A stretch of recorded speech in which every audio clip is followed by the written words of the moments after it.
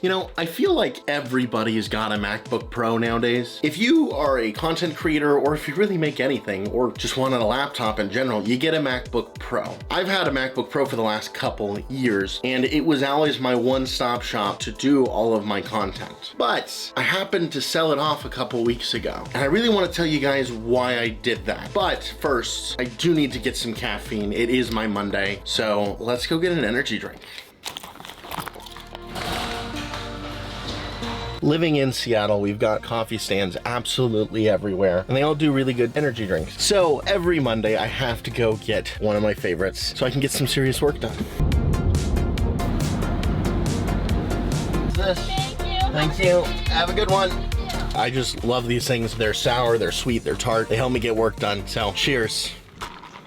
I've got the house to myself today to work on this YouTube video. My girlfriend's at work, my roommates are gone. So unlike other days, I get to write downstairs at the kitchen table. And I used to do this on my MacBook all the time, but now I found that I enjoy doing it much more on this iPad Pro. You see, I actually replaced my MacBook Pro with two devices, and I'll get to the other one as well. But the first one I replaced it with is the iPad Pro. As a content creator, you need something that is on the go. You need something that's mobile, so you can write, work on stuff, do analytics, social media, all that jazz. And I just got the base model M2 iPad Pro with the 12.9-inch display, 128 gigs of storage, is all I really need. And then I found the Magic Keyboard on Facebook Marketplace for only 75 bucks, an absolutely killer deal. So that little combination gets a ton of work done, and it does it in a smaller form factor than the MacBook Pro, a more portable one, and a more versatile one. You see, the main reason I switched away from the MacBook Pro is I am very much a believer of getting the tools for the job. And for my own ADHD, I find it really helpful when I have a device that's focused on doing more or less one version of the work that I need to get done rather than all of them at once. And I like it when it does it really good. So the Magic Keyboard with the iPad kills it for me. I can write all my scripts in Pages, in Google Drive. I can do all of my admin work, web browsing, all that stuff. And then I still have a great tablet that I can take anywhere, do anything with, super small, and it's awesome. And on top of that, I know this isn't what everybody likes, but iPad OS, I personally really enjoy. I think it is simpler to get a lot of the simple stuff done, like emails and Pages and document writing and all that fun stuff. It's just easier in iPad OS. It's quick, apps open, apps close. I really enjoy it personally. So that is why I moved to the iPad Pro for all of this work. But video editing is still a pretty intensive task, and so I needed one more device for that. So let's go up to the office and check that one out. This right here, that thing. That is the other piece of the puzzle.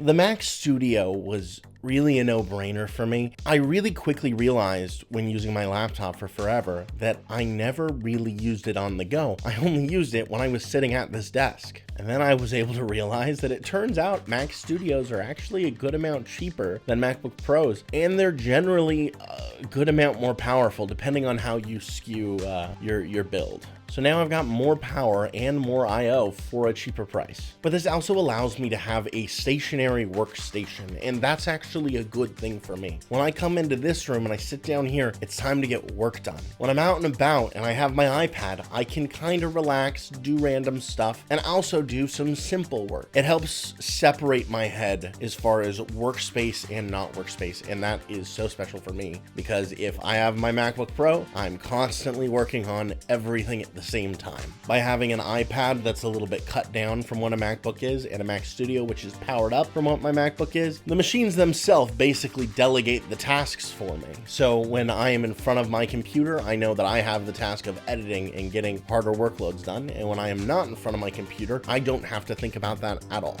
The shift between the devices and how different they are also helps me with my own creative style. The Mac Studio, pretty industrial, it's set up at the place right there. It's for hard working, and it is for getting big tasks like video editing done. But the iPad being so free flowy, small, I can get in there and touch screen, I can draw with the Apple Pencil. It has so much tactility, allows me, especially in pre-production, which is mostly what the iPad is for, to get really creative and play around with concepts differently than I ever would on a laptop, where it really was just sit down and type, whether it be here or downstairs.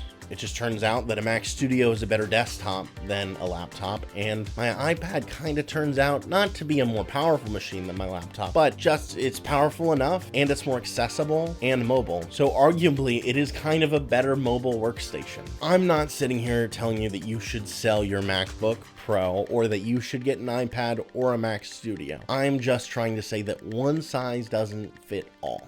All of this stuff is just a tool. MacBooks, Studios, iPads, they're all just tools. And I encourage you, dear viewer, to play with more tools and explore things and figure out what works the best for you. We all use tools for our jobs, and at least I am, and I know a lot of people with these tools are as well. We're all creative. So use that creativity to explore different gadgets, different amounts of gear, because you might find really interesting and weird ways to solve your problems and do your work that you would not have expected. And you might find a system or an ecosystem that works way, way better for your specific workflow. And really quickly, before I end this video, I do want to say thank you so much for 1,000 subscribers. It is a little bit of a childhood dream to be a content creator. And I'm not saying that I'm a full-time creator or anything, but I am a content creator. I am making stuff and you guys are watching it, and that means so much, and it's so special to me and my little childhood dream. So thank you guys so much for being a part of this journey with me, and I will see you guys next week with another video. Peace.